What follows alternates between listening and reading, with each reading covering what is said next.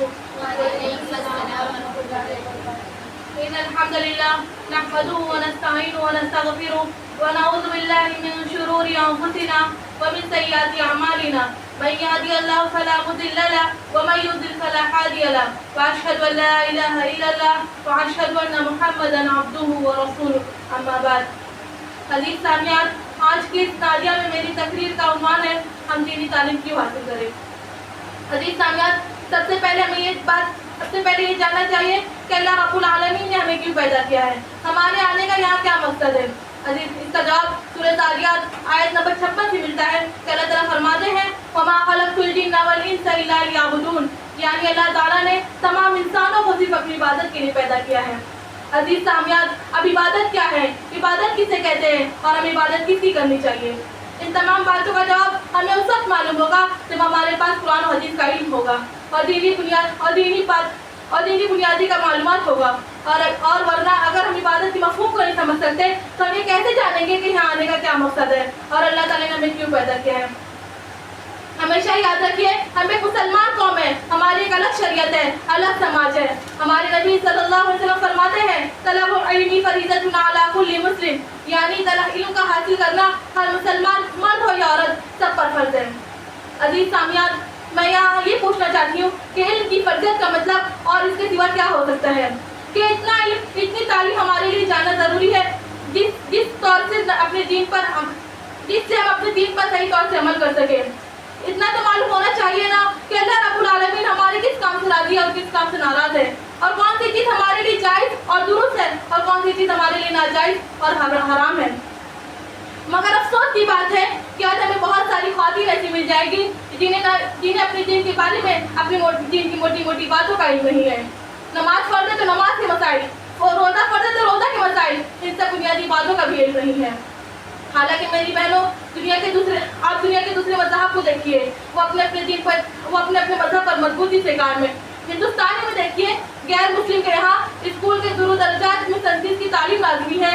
یہ اس لیے کہ سنسکرت ان کی مذہبی زبان ہے اور اپنی مذہبی زبان سے اتنا محبت، اتنا لگاؤ رکھتے ہیں کہ اپنے چھوٹے چھوٹے بچوں کو بھی سکھانا چاہتے ہیں. اور دوسری طرف ہم مسلمان ہیں، دن بدن اپنے دین سے دور ہوتے جا رہے ہیں. عزیز سامعین، آج کوئی کہتا ہے کہ عربی ایک مردہ زبان ہے، اس مردہ زبان کو بولنے اور سیکھنے والے بھی بیکار ہیں. کوئی کہتا ہے عربی سے ملبت پیدا ہوتی ہے، کسی کے نزدیک عربی سیکھنے والے، تعلیم حاصل کرنے والے تاریخ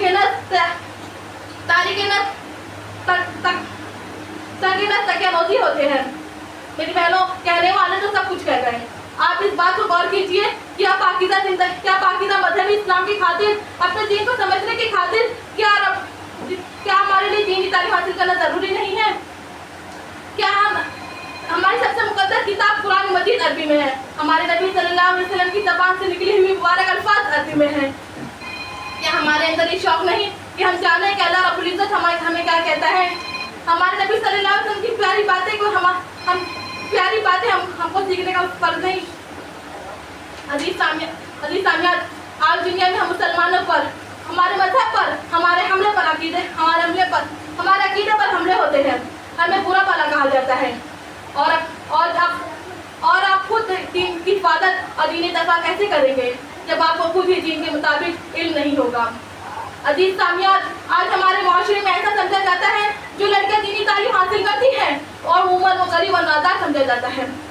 اسی غلط سوچ اور غلط فہمی کی وجہ سے امیر اور مالدار حضرات اپنے بچوں کو مدرسے میں نہیں بھیجتی. آپ جب اپنے بچوں کو دینی تعلیم حاصل کرنے کے لیے بھیجتی ہیں تو آپ کے اطمینان کے لیے فقط اتنی بات کافی ہونا چاہیے کہ نبی صلی اللہ علیہ وسلم نے ایک قرآن کی تعلیم حاصل کرنے والوں کو سب سے بہتر قرار دیا ہے اور فرمایا ہے خیرکم من تعلم القرآن وعلمہ، تم میں بہترین انسان وہ ہے جو قرآن سیکھے اور سکھائے.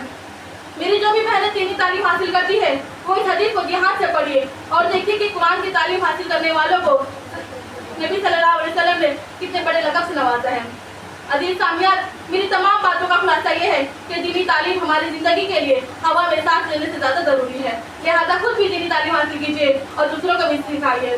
آخر میں ایک بات یہ کہنا چاہوں گی کہ اسلام آپ کو دنیاوی تعلیم حاصل کرنے سے نہیں روکتا.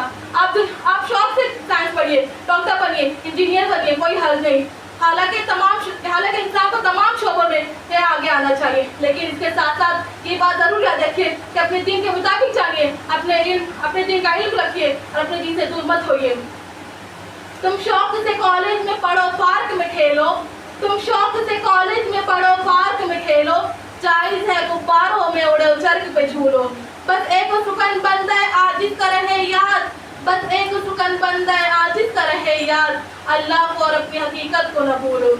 ऐ हमारे परवरदिगार, तू हमें इल्म दीन के लिए मेहनत करने की तौफीक अता फरमा और हमें इल्मी नाफी अता फरमा। आमीन। वाखिरु दावाना अनिल हम्दुलिल्लाहि रब्बिल आलमीन। अस्सलामु अलैकुम व रहमतुल्लाहि व बरकातुहू।